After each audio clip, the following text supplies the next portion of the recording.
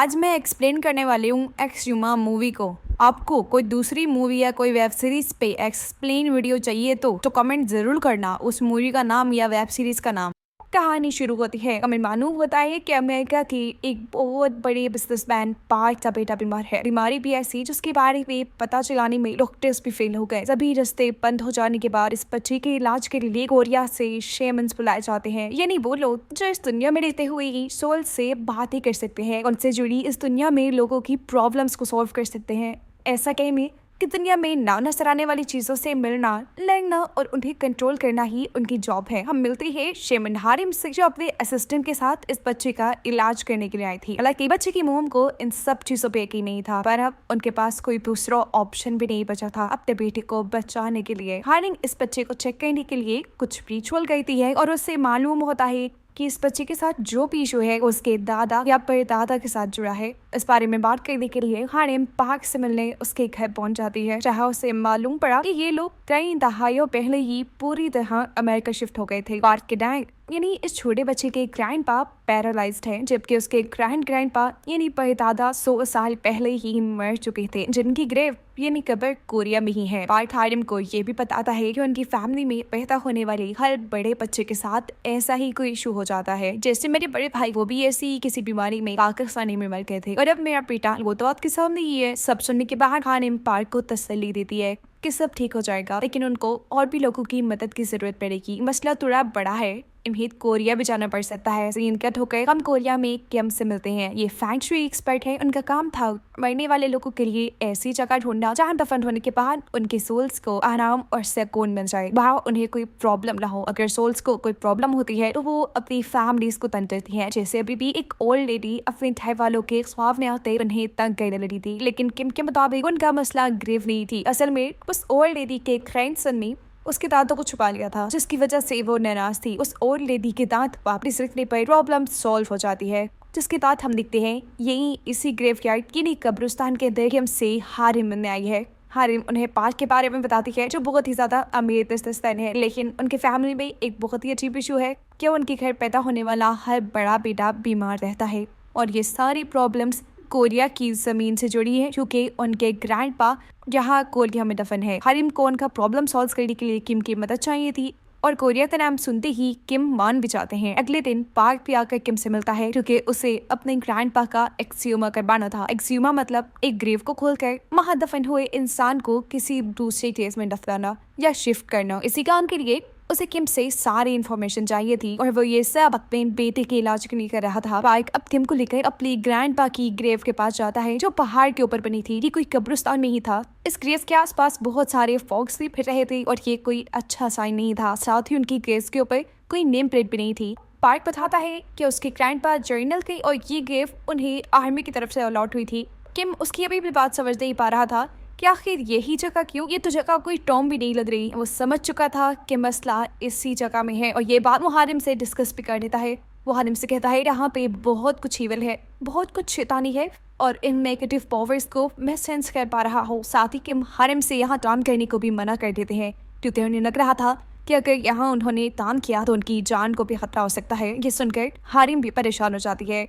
रात में दोबारा हारिम, किम और पार्क की मीटिंग होती है, जहाँ किम इन दोनों से शेयर करता है कि जल्द ही उनकी बेटी की शादी होने वाली है, जो सुनकर पार्क इमोशनल हो जाता है और उन्हें बताता है कि मेरा बेटा है और वो मरने वाला है। उसके ये लफ्ज हारिम और किम दोनों को ही इमोशनल कर गए थे, इसलिए हारिम फैसला कर लेती है कि वो पार्क की मदद जरूर करेगी। पर किम से कहती है कि हम उस ग्रेव को दिख कर निकलेंगे, वहाँ पर एक रिचुअल कर सकते हैं, एक ऐसा रिचुअल जिससे वहाँ का ईवल भटक जाए और फिर आप लोगों का काम आसान हो जाए। यार यह किम को भी बेहतर लगा था, इसलिए वो भी एक्सट्रीमिशन के लिए मान गए थे।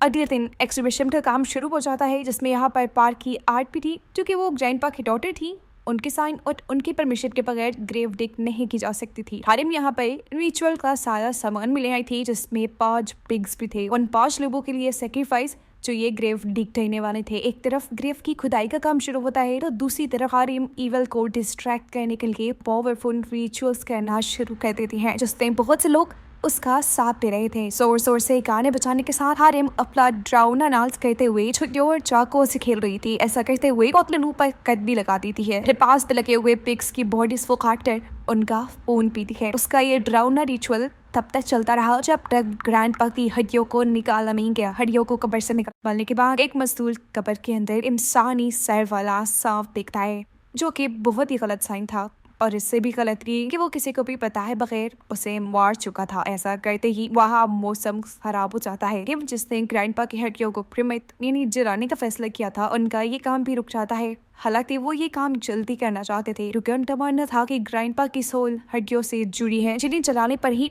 उन्हें सुकून मिल सकता है।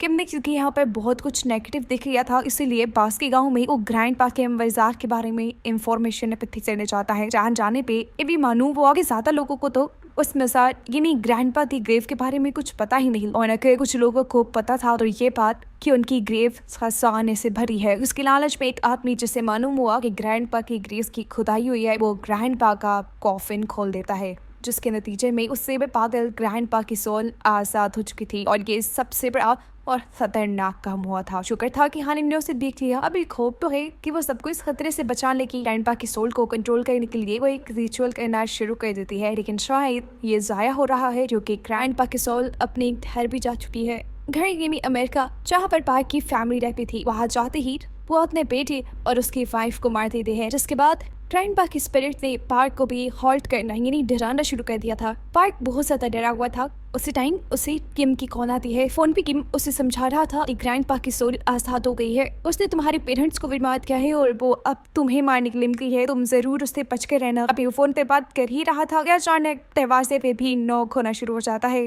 पूछने पे पता चलता है ठीक वहाँ पे भी किम था, फोन पे भी किम और दरवाजे पे भी किम। फोन वाला किम पार्क से कहता है कि तुम दरवाजा बिल्कुल ना खोलना, हो सकता है वो ग्रैंडपा की सोल ही हो, तो वो अपना ध्यान रखता, मैं जल्दी तुम तक आ रहा हूँ, लेकिन हाँ तुम फ्रेंडो खोल सकते हो। इनकी बात मानते हुए वो दरवाजा तो नहीं खोलता, लेकिन खिड़की खोल देता है जहाँ से सोल अंदर आ जाती है। मतलब ये सारी चाल उसी ग्रैंडपा की सोल ने चली थी। फोन पे ग्रैंडपा की सोल बात कर रही थी और दरवाजे के दूसरी तरफ किम था, असल किम जो पार्क को बचाने आ रहा था। दरवाजे वाला यानी असली किम जब होटल के स्टाफ से चाबी लेकर पार्क के रूम के अंदर जाता है तो देखता है कि पार्क पूरी तरह सोल से पोजेस हो चुका था। पोजेस हुए पार्क के जरिए ग्रैंडपा किम को बताते हैं कि वो अपनी फैमिली के ही पीछे क्यों बड़े हैं। असल में जब अमेरिका और जापानीज के दरमियान में वॉर शुरू हुई थी तो ग्रैंडपा ने अपने लोगों के साथ गद्दारी करके बहुत पैसा कमाया और उसी पैसे की वजह से उनकी पूरी फैमिली अमेरिका जाकर बस गई। लेकिन जिनकी वजह से वो अमीर हुए उनका स्टेटस चेंज हुआ। उनको कभी इन लोगों ने आकर पूछा ही नहीं, ना कभी इनकी ग्लेड्स पे आए, ना प्रे की उम्मीदें लिए। इसी वजह से वो इतना गुस्सा थे कि इनकी आंखों के सामने ही वो आप पोजेस हुए पार्क को जान से मार देते हैं। मरते मरते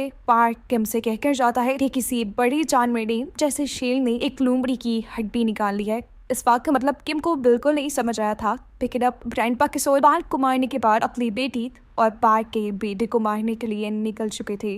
उनको रोकने का किम के पास सिर्फ एक ही तरीका था कि वो हारिम से कहें कि ग्रैंडपा की हड्डियों को जला दो, लेकिन हड्डियों को जलाने के लिए ग्रैंडपा की बेटी की परमिशन चाहिए थी। किम फौरन उन्हें कॉल करता है और उन्हें बताता है कि ग्रैंडपा की सोल अब उस छोटे बच्चे को मारने के लिए जा रही है जिसका अब कोई कसूर नहीं। उसकी जान बचाने के लिए हमें ग्रैंडपा की हड्डियों को जलाना पड़ेगा, एक्सट्रीमेशन के बजाय, ये नहीं किसी और खबर में दसाने के बजाय, जिसके लिए ग्रैंडपा की बेटी मान जाती है और ग्रैंडपा की हड्डियों को जला दिया जाता है। ऐसे हड्डियां जलने के साथ ही ग्रैंडपा की सोल खत्म हो जाती है और इन सबको आज़ादी मिल जाती है। लेकिन कहानी ग्रैंडपा की सोल तक ही खत्म नहीं हुई थी। इस कहानी में अभी एक बहुत बड़ा ट्विस्ट है।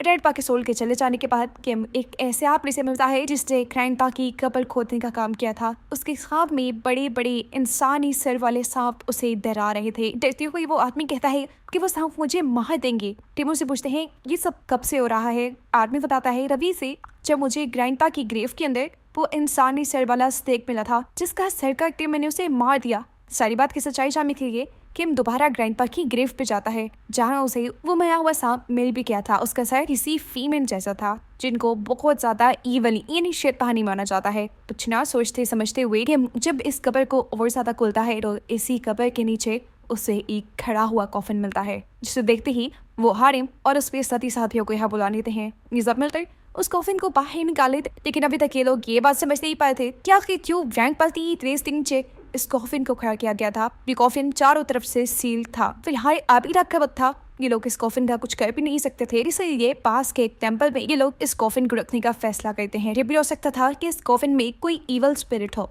वो आसानी से निकल ना जाए, इसलिए हारिम और चावलों के साथ यहाँ अजीबोगरीब रिचुअल करती है और उस कॉफिन को सील करके ये लोग यहाँ से चले जाते हैं। इस सारी मिस्ट्री की कहानी जहाँ में किलकेगेम और हारिम अब जाते हैं ग्रैंडपा की डॉटर के पास और उससे पूछते हैं कि आखिर ग्रैंडपा की ग्लेस के नीचे ये इतना बड़ा कॉफिन क्यों खड़ा गया था। जवाब में ग्रैंडपा कहती हैं वो गद्दार कैसे हो सकते हैं, वो तो कोरियन भी ही नहीं, वो तो खुद जैपनीज थे। कन्फ्यूजन और भी ज्यादा बढ़ जाती है कि आखिर फिर जैपनीज लोगों ने उन्हें यहाँ की दफन किया। सीन कट होकर हम हारिम के असिस्टेंट को देखते हैं जिसे कोई अजीब और गरीब चीज डरा रही थी। वो कुछ मंत्र पढ़ते हुए अपने डर को काबू में करता है और कॉफिन को चेक देने के लिए जाता है, जहाँ बाहर जाते ही उसे कोई 7 फुट जिप्सान लंबा हाथ दिखाई दे रहा था और वो आदमी किसी इंसान को खा रहा था। इस सारे सीन को देखते डरते हुए वो हारिम को आवाज देता है। पता चलता है कि हारिम ख्वाब में अपनी ग्रैंड माँ से कुछ सबक ले रही थी, क्योंकि उसकी ग्रैंड माँ अपने ज़माने की बहुत बड़ी शेमन थी। अपने सिस्टर की आवाज़ सुनकर वो यहाँ से जाने लगती है, लेकिन ग्रैंड माँ उसका हाथ पकड़ लेती है